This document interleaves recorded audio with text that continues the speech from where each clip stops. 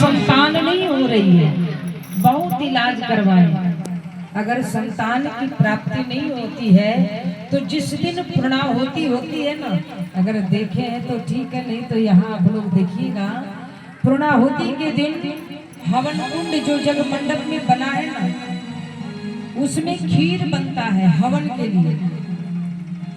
हाँ, और उस दिन खीर जो हवन के लिए बनता है, अगर आप लाख इलाज करवा लिए, अगर भगवान चाहेंगे, और चाहना क्या, 100 में से 99 ऐसे लोग हैं जो दुनिया से हार गए हैं, और यज्ञ का प्रसाद अगर आचार्य जी के द्वारा संकल्प करके अगर पति पत्नी वो प्रसाद का पान करते हैं तो भगवान की कृपा से आज भी उनके घर में संतान की प्राप्ति होती है। एक आध ऐसा है जिनके यहाँ नहीं हुआ, वो मैं नहीं कहती, लेकिन 100 में से 99 है जिनके घर में संतान की प्राप्ति होती है।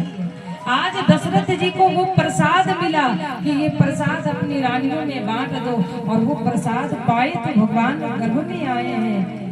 अब सुंदर सा महीना चैत का महीना है, सूर्य वंश में दिन के 12 बजे जब भगवान राम इस धराधाम पर पधारे, पूरा पंचांग प्रकट हो गया है। संत कहते हैं कि जोग लगन ग्रहवार तिथि सकल भय अनुकूल, चर अरु अचर हर्ष जुत राम जन्म सुख मूल।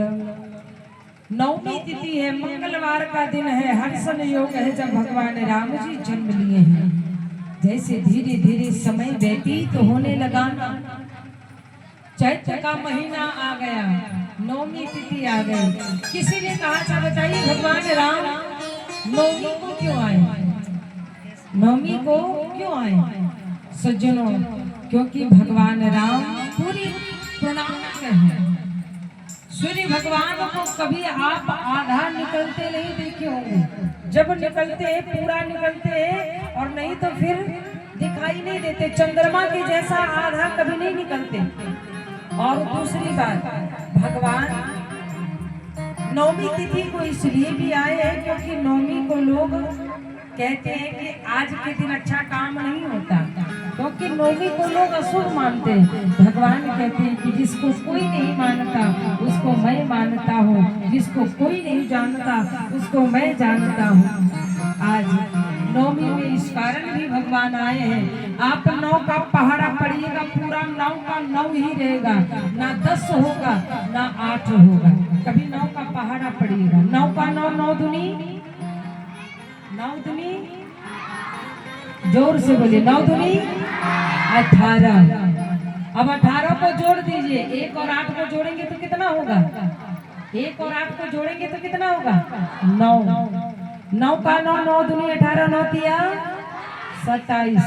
2 और 7 को जोड़ना 9। आराम से घर में जाके देखिएगा और जोड़िएगा, पूरा 9 का 9 ही रहेगा, ना 10 होगा ना 8 होगा। तो ऐसे पूर्णांक हमारे रघुनंदन सरकार हैं। अब वो शुभ दिन आ रहा है जब भगवान इस धराधाम पर पधारे। मैया कौशल्या जी को पीड़ा होने लगे, दशरथ जी पासा खेलने के लिए गए हुए थे। जब पासा खेलने के लिए गए ना, तो सोहर का एक भाव है। दशरथ जी को बुलाने के लिए कौशल्या जी भेज रही है, दासी को जाओ बुला कर लाओ राजा को। तो वो कैसे जा रहे हैं, ये थोड़ा सा एक लाइन में सोहर का भाव कि पसवा खेलते राजा दशरथ चेरिया रज कर हो,